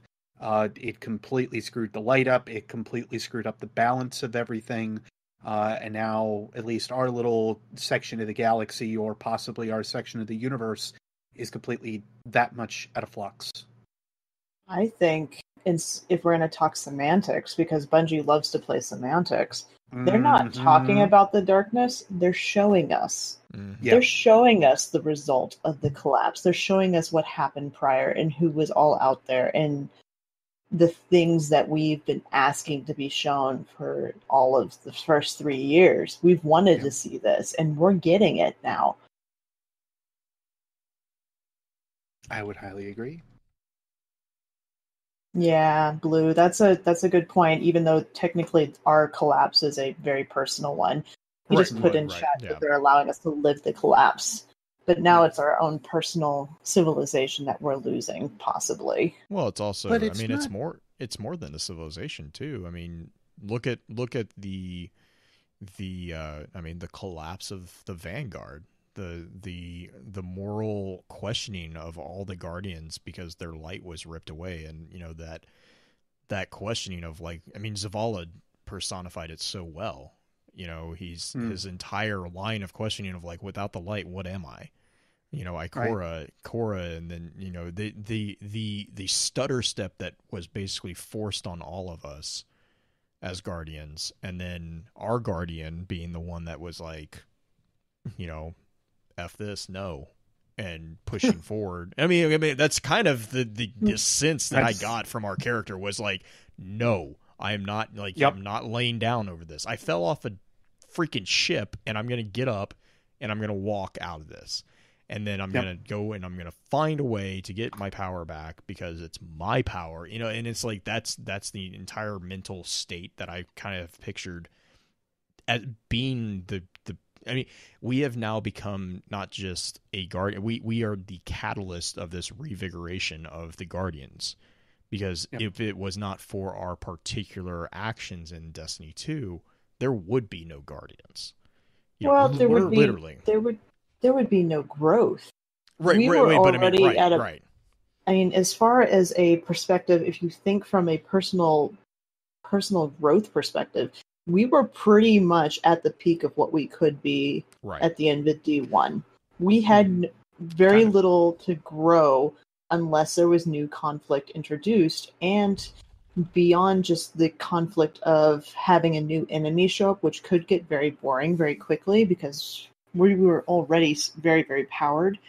The taking away the powers allowed our character to grow in a different way and allowed the Vanguard to grow beyond just the concept of them being a guardian. They are part of the community. And that was the whole point of this arc, I believe, is just allowing the Vanguard to see that the people that they're serving are part of it. Yeah, well, look at it from... Go for it, Beard. Look at it from the older perspective too, of like and I think that's kind of the best way to put it. Look at the old guard, if you will, where they've kind of been giving some more hints and little quips about, like, Ariana, Pahanin, Wei Ning, and all them throughout Destiny 2. And now look at it from how it is with our perspective now.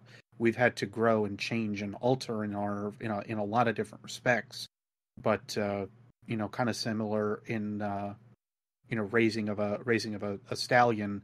A stallion needs to be broken in order for it to actually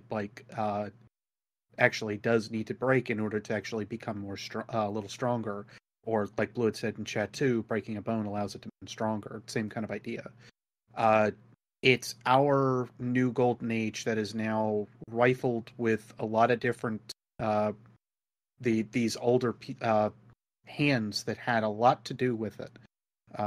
Same kind of idea about the way that we kind of grew as Guardians, and then we ended up losing, of course, everything, but just straight and wholeheartedly the same way as how it was with Wei Ning or Pahanin or all of them, and now they're gone, and now we need the new guard to basically step up.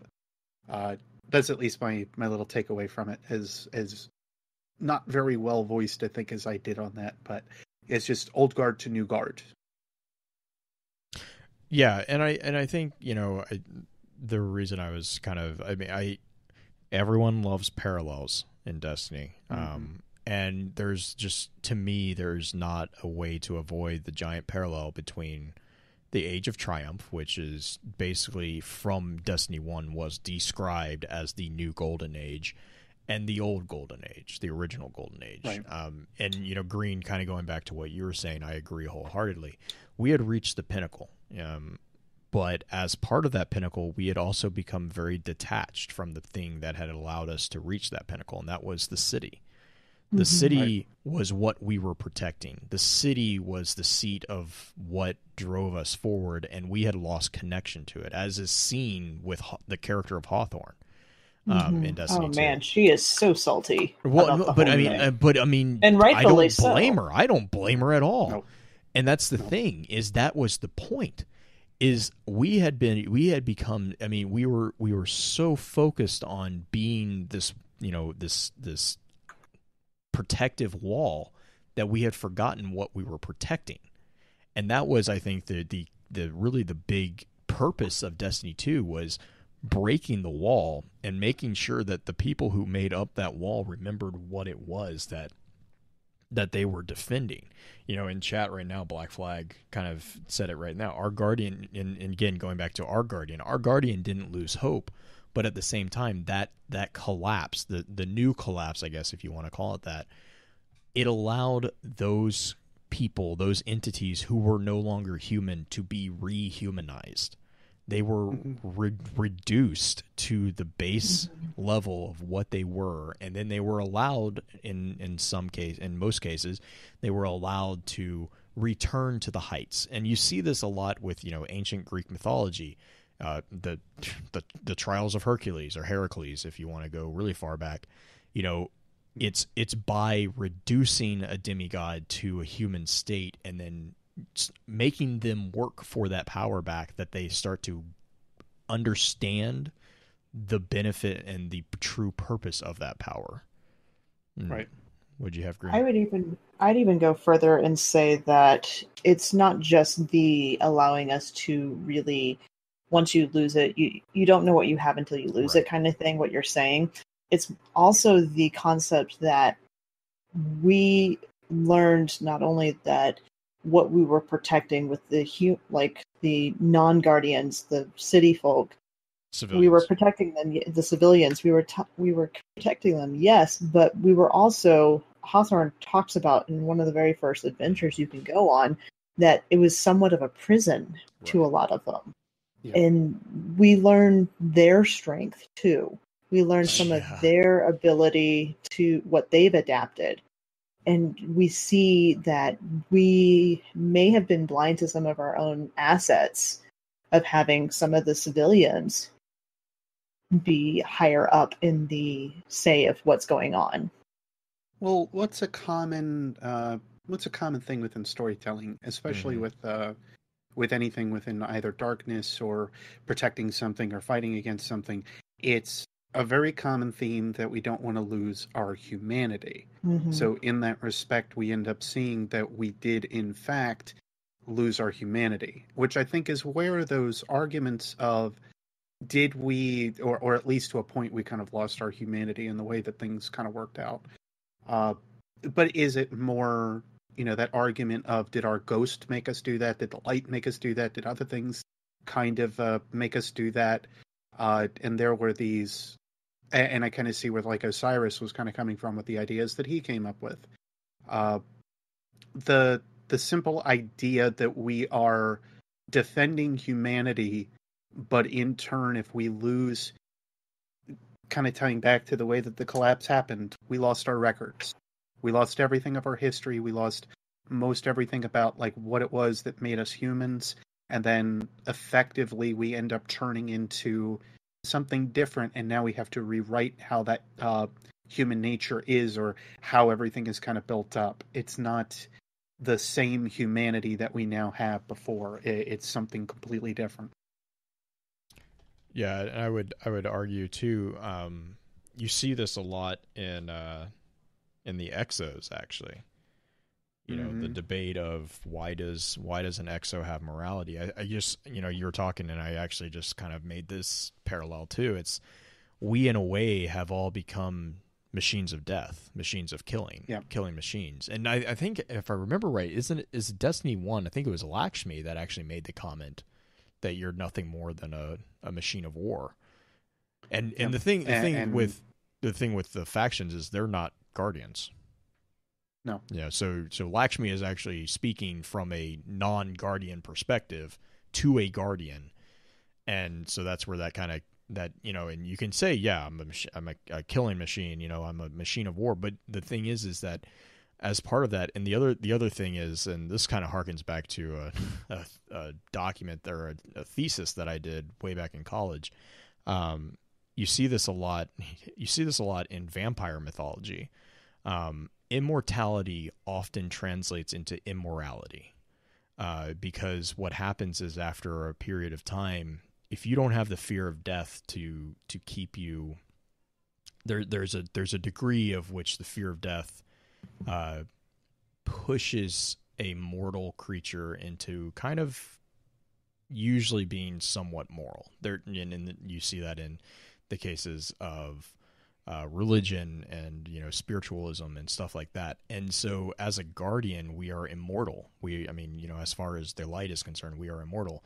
And so in a way, we have slowly traded our humanity from that moral sense for more power. You see that in the reason why the Ahamkara were hunted down. You know, they argued from a solipsistic point of view, which is basically putting the self above all. You know, you become an egocentrical individual, not an allocentrical, which is where I know you love me bringing this guy up, but the speaker comes from. The speaker is the speaker from his words, the speaker is pushing for an allocentrical approach to life. You have the way of the pack. You have the, you know, protection of the civilians, the fire team, all that. And then you have the Ahamkara, you have Toland, you have, to a degree, of Cyrus, who are kind of arguing more for an individualistic, egotistical, or egocentric argument, which is the realization that the self is separate from the pack. And there's this, you know, this weird argument between the two. And the thing is that with D1, we actually see the downside to the pack mentality, because what happens is when you have a pack, when you have a fire team, and that's the only pack that you spend time with, you start ostracizing yourself in the pack from the others. You start, you know, it's a human. Ironically, the thing that made us inhuman is a very human trait. We began to develop a clique in the city, and it was guardians and civilians. I mean, in stream, you know, you're sitting over here, and I'm looking. My character's looking down at this city being rebuilt, and then you look up, and this tower, and I think this is amazing. I haven't heard anyone actually make this comment, but if you look at the city in Destiny 2, you look at the city down below the tower, the tower, there is construction all over the place. Everything's being rebuilt. There's you know, ships flying over, you know, all this stuff. And then turn and look at the ruined tower. There is not one thing being rebuilt on that tower. Nope. And I think that's really what, at its core, this Destiny 2 story and, you know, the collapse taught us, is that we are not above the city. We are part of the city. But we are also we are above the city in the sense that we have the need to protect the city, but that does not mean that we are separate from it. Well, oh yeah, and then Green's comment, I like that. Right. Yeah, I mean, what you were saying about the speaker earlier, the speaker's purpose was to pull people together. You were talking about the pack mentality and pack protection. But now that we're finally together, as civilians and guardians are finally together, he's gone. We don't need him anymore to actually pull the group together.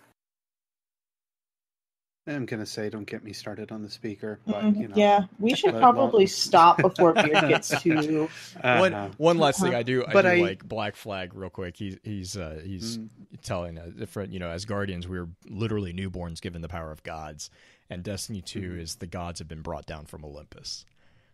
Right. I like that. I like that a lot, actually. Oh, and then also he says the ruined tower is a monument to our hubris. Yes. That's well done. I don't have to. Yeah. I gotta say, we do see some stuff though with Hawthorne, and I kind of find it funny. She is kind of instating these things within us that still bring us together in that cliquish mentality, which I find is interesting as well. Granted, Hawthorne is completely separate, but we're still able to kind of bring ourselves together based on the fact of now power more towards the people and towards the individual than it is towards separate groups. And I think that's what's going to start to become more of a centralized theme. Even if power is a centralized theme of Destiny 2, I think togetherness is going to be one of the bigger and more necessary ones, especially with something like Callus and the Nine and so on, being out there tempting us with these possibilities of power. And long story short, the collapse itself is the base idea of that, where we lose everything and then we have to rebuild. It's this same idea where it was the warlords and the Iron Lords, and now is there room for multiple theories and philosophies? Can we live together in that same kind of idea and still strive and develop? And that's where I think now that we have this partial reset is going to be very interesting to see where humanity is now going to go, because it isn't just the Guardians that's going to lead everything. I definitely think it is going to be more humanity for sure. I like it. All right, Green. You wanna?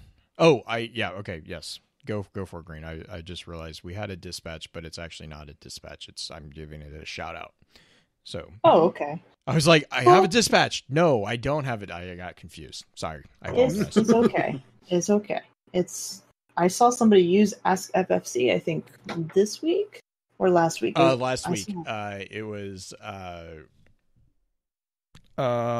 answered it.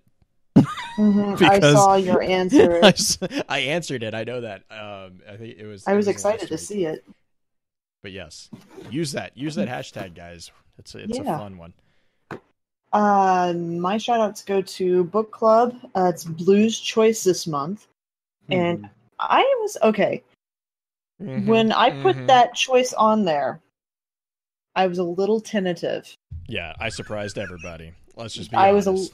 Yeah, you did, and I started listening to it, and the name of the book is Death World, which does not sound to be correct, like it's going to be. It's Death World 1. He was very original in this. It's a trilogy. He was very original. I'll give you a guess what the second one's called.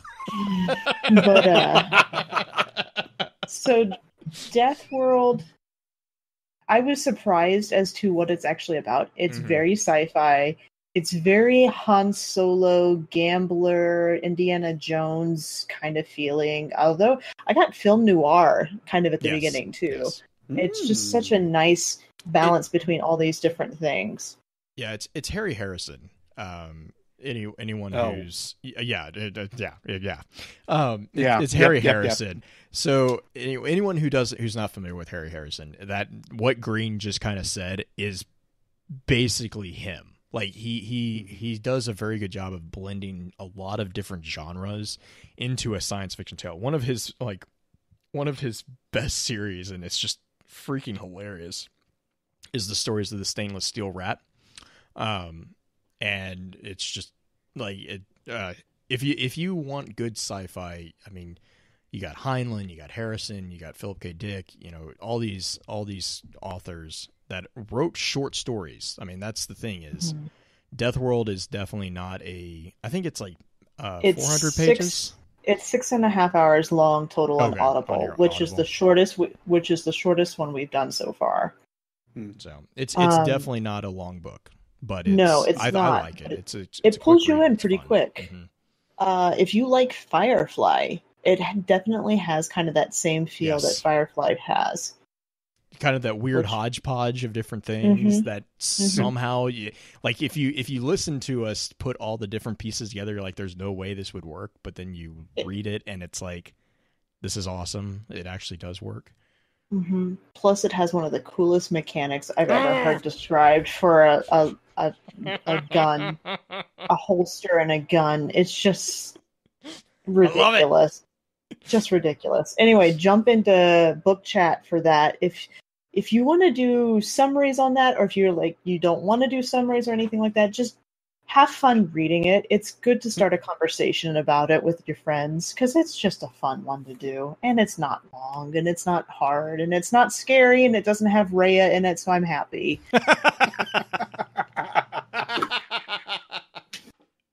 To be fair, none of the other books in that series have Rhea in it. Thank God. He is to be fair. So creepy. Oh, Beard, what about you?